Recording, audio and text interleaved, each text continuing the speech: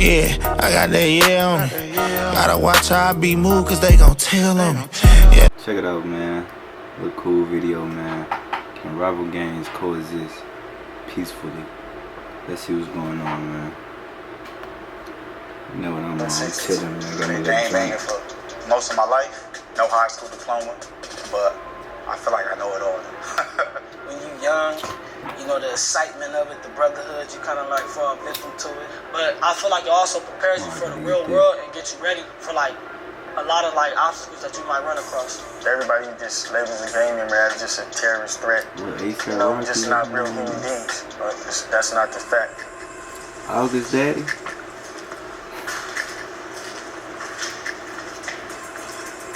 Hey, how you doing? Look at everybody. What up, homie? What up, homie? What up, homie? You trying to swabble? Everybody on tough, my name is Seti Mac. I'm from Manchester Park. I do rapping, comedy, and I'm just a jack of all trades, really. My name is Seti Mac.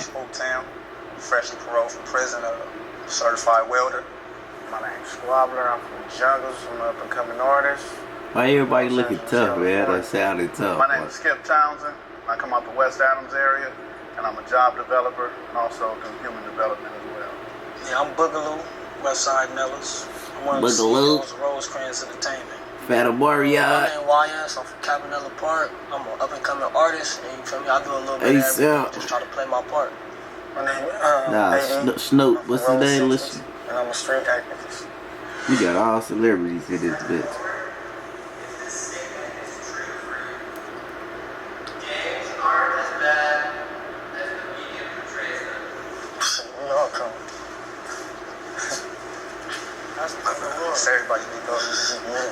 Yeah, let's talk about this stuff. A lot of people like in gangs, you know, we grew up together as like. He gave me Orlando Brown vibes. My homie's house, you feel like mama feed me, you feel what I'm saying? And together, we came up with ways that we could feed the children. We did backpack giveaways, we did all type of shit. But the media, they always put out the negative about us, but they never like put out the positive shit that we did. I feel like the media got like an old school perception on what gangbanging is or what gangbanging is about. And modern day gangbanging has evolved from what it's been back then. So now it's okay for Bloods and Crips to go to school together, to where back in the days you couldn't find a Crip at Centennial, you probably couldn't find a Blood at Crenshaw, you know what I'm saying? So nowadays we can coexist. They don't never really show the unity of it all. Like they always show the separation, the segregation. They don't really fathom the strength and the power we got inside our community. And I really don't think they really care about that. They put us in this one statistic box, you know, and they leave us right there. That's where they want us. But it's really up to us to say, okay, at least the next generation gonna come with something. We're gonna come with positivity. We living, but we really not surviving. We too in competition with each other. Everybody hard now, though, you know. So I see everything on social media and everything. I'm really locked in with all. I mean, I posted something positive about me giving backpacks away and stuff at the park and all that with the homies and stuff. It got like what, 1,000 views, 2,000. I get like 5,000 views and I'm posting something crazy though. You get me? When you doing positive, you cloud chasing. When you doing negative, it's all good because that's what we used to. That's the bread and butter, I guess. That's what we already do. So what's happening right now is you about to leave a legacy, right? But it's not going to be a financial legacy. See, if there was something you was doing positive and all them 5,000 views you got, they going to dwindle down to about 200-300 if you was empowering the community and shedding light and, like you were saying, waking people up, then all that's going to go away. But as long as you got the negative influence, well, you're going to leave that legacy, but ain't nobody going to be able to eat afterwards.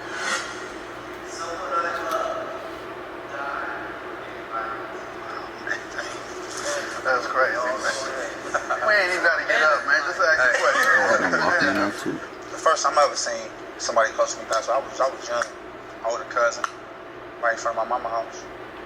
Another black man, just typical statistic gangbanging, and it's like visualizing that as a young boy is like that's probably one of the reasons why I am who I am today. It's traumatizing. Like it's traumatizing, and it instantly adapts you to your community, to your environment, to where you at. Because it's like if you don't get down like this, you gonna get down like this. I was 19 years old, man, and I had seen a lot of people get shot. But I was sitting there talking to this dude. was actually a kid, Kevin Sykes from the 60s. We sitting there talking for about an hour. I'm waiting to go skating. And as soon as he crossed the street, the van pulled up. They had been waiting the whole time. And they gunned him. And that's really fucked me up, man, to see that. They could have easily just came up and gunned us both. It wasn't about Crip or blood. It was just about that anger and rage, like, man, want to hurt somebody. And, man, it left something, a void in me that was, like, spiritual. Like, man, what is God doing? But also, that rage was like, man, I want to hurt somebody. And I took it with me from the age of 19, and I just felt suicidal. Like, I signed up every day to go out and be dead. I didn't care. I'm going to hurt somebody, they going to hurt me. To this day, I still think, I'm almost guaranteed that I'm going to die from street violence. Are you okay with that, though? Well, have you accepted that as a man? Yes, I accept it because it's like, all the negativity I done dished out. See, I want to say gotta get because this is what's causing me to change, because I made that same pact, that same vow for my gang, that I'm gonna die for my gang. I do life for this shit. But recent shit has shown me that I got another purpose. I could do something else. I don't have to die to gang banging. Let me ask you something real quick though. You got a child, a baby, a girl. I got 4. You got 4 beautiful blessings. So here's the thing: when you die for them, but that's not what they. Shit, nigga. Hey. Fuck with your boy. Shit.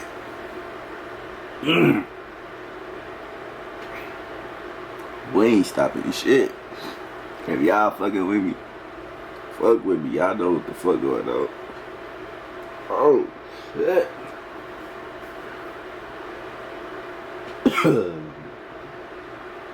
Whew. You good. Shake that shit out, E. You straight. Y'all lucky I ain't rolling no wood up, man. I'll roll the wood up next time, though. But they need you to live for them. And you ready to go out every day and die for them. And them the same people need you to be alive. Damn, man. I done lost so many homies. I done lost some Crip homies. I done lost some blood homies. I'm over with this gang banging shit. If something happened to y'all will see that I'm so serious about this shit. And I'm on a whole nother note, homie. Respect. You feel me? And I don't want to lose y'all. But if motherfuckers don't wake up and let's save each other so it don't have to be no more losses, we don't lose. Straight up.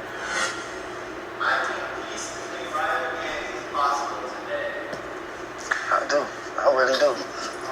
It's gonna be hard. Look at the peacemakers move. Right. I've actually did it. That's why I feel like it could be peace, because I've actually sat in a circle and had a conversation with my enemies, and we cleared the air and killed our little difference. Now, it's not peace between all my enemies, but it's peace with the main enemies, with us. And we're not even going to call it peace. We will call it an understanding, because that's what it was. The understanding was y'all stay on y'all side, we stay on our side. Don't disrespect that line, and we good. And keep all that internet goofy shit, dissing. Y'all keep that shit out of the circle, and we good. And it's been working so far. We had little bumps and bruises, but it's been working. This question was complex to me, because I'm thinking, like, are we talking about individually or gang-wise? Are we talking about in today's world, or like are we working towards the future to get better? Because I believe that in the future, sooner or later, we are going to be able to function. Right now, with things that's been going on in the politics, it's hard to see it with the 8 trays and the 6 souls. That was an eye-opener for LA, because it was like, that's what modern day gangbanging is working towards right now. It just takes time. People nowadays, like, it's a revenge cycle. There's people that'll kill you that don't gangbang. They family or friend or somebody. My brother. You feel me? So it's like sometimes the peace don't even be like on us, because we're not bigger. Nobody bigger than the card, you know. So it's like, all right, how is that one person right there just gonna say it's peace today, and then everything else is just peaches and cream? I look at it like peace today is out just for the simple cause of the matter. Like, it hasn't been a long period of time without a death or without a retaliation or without another man, woman from a rival gang getting murdered. Show that you don't want to come to my hood and bust on me or knock me down. Let me show you the same thing. And then once we get that understood, then you can go about your life and go about my business. But it's a thing called leaders and followers. There's some leaders that's gonna be speaking peace. You're gonna have some leaders like, no, they done did too much. It's history. This is what it is. So it's like as much as you want peace, I just live life for my individual peace. Joining a gang is a choice. No, it ain't no choice. I mean, yeah, I'm gonna step up to that. I believe that at the very bottom of joining the gang is ultimately a choice. The power of influence is crazy, and it will blind you to make you think that it's not. A lot of people is family orientated, are born into it, but at the end of the day, I have the choice to say, yes, this is what I want to do. No, this ain't what I want to do, no matter what age I am or not. I feel like it's for sure a choice. It's not like how it used to be where, like you said, you feel me, you got some type of ties to this game. Nowadays, it's like, oh, that little nigga look turn. Hey, you hang with a nigga for a cool amount of time, build a relationship with him. If you really a nigga and you feel me, you really got stripes and rep like you do from your area, you could easily take him over there and make it happen.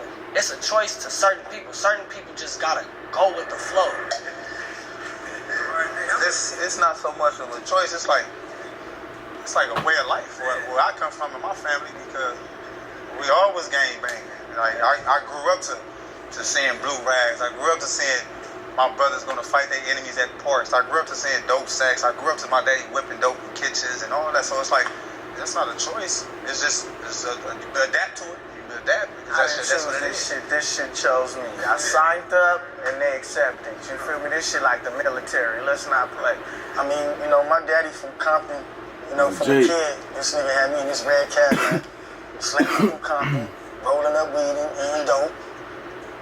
My mama side of the family, my cousin from Palmer Block Crip. Then I got other cousins from neighborhood Pyru down the street. And then I moved to the 60s at 8 years old.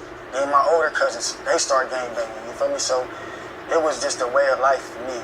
This is what my family was about. It wasn't no choice. Luckily, I had big homies to where they didn't want me to gangbang. You feel what I'm saying? They always told me to play football. I had homies that didn't want me to gangbang either. You feel me? They was like, AD, go play basketball, go play football. I even had a nigga that, Peanut, he used to come to me and say, stop gangbanging. And I used to think this nigga thought I was soft, y'all. But the whole time, my nigga was being a real man and didn't want me to do this shit. You feel me? I want to be Bruce Lee, man. Bruce Lee, I want to come home and kick everybody, man. But the Crips was at the movie theater. So we had to fight the Crips, and I'm 9 years old, and I'm like, man, I want to go to the movies. So it wasn't a choice. It was like, man, at the age of 13, I'm like, you know what, I'm going to stop being a victim. I'm going to fight.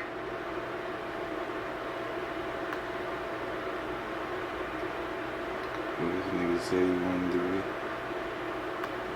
Bruce Lee, man. Bruce Lee, I want to come home and kick everybody, man. But the Crips was at the movie theater.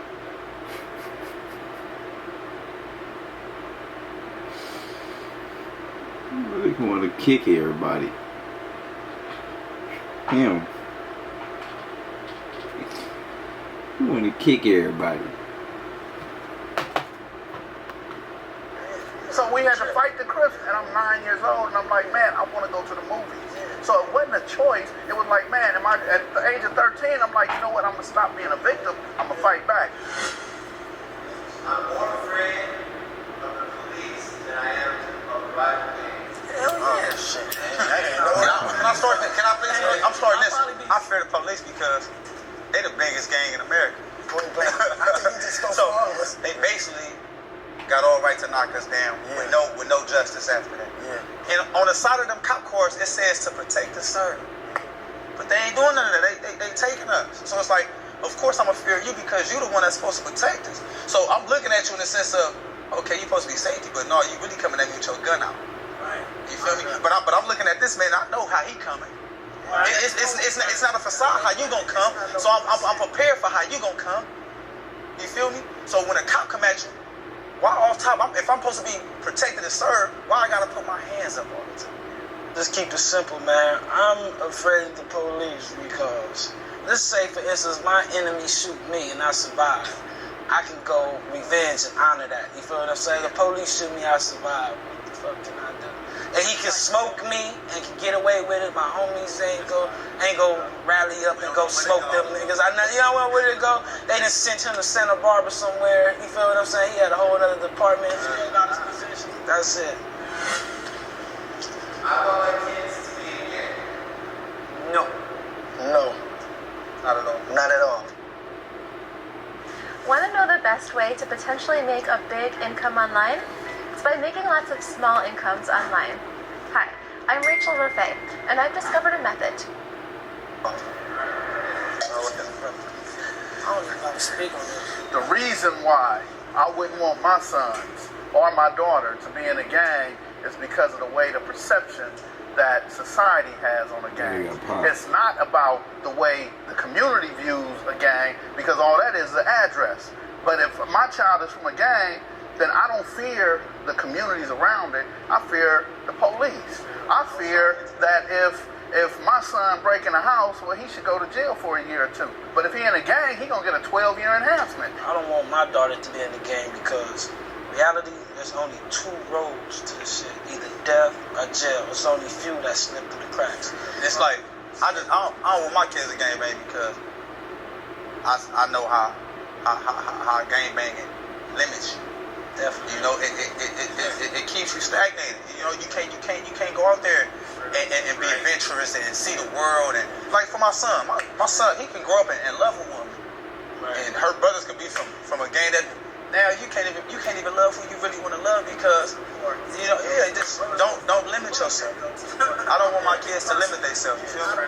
This generation of gangbanging is a gift and a curse because it's kind of beautiful that we come from a generation that we figuring it out, we breaking it out. We got a lot of black entrepreneurs, we got sports players, we got rappers, we got people that got their own clothing lines, and this is all people that came from a gang. So it's like we not all bad just because we came from a gang. But as far as my kids getting involved with that, you don't have to gangbang to do all this stuff because you could go way further doing it if without those gang ties.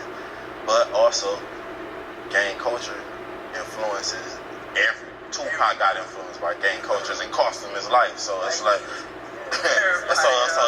it's like gang culture influences everybody. But for my kids, my nieces, my nephews, and everybody under me, I do not want that for them because it took so much of my life.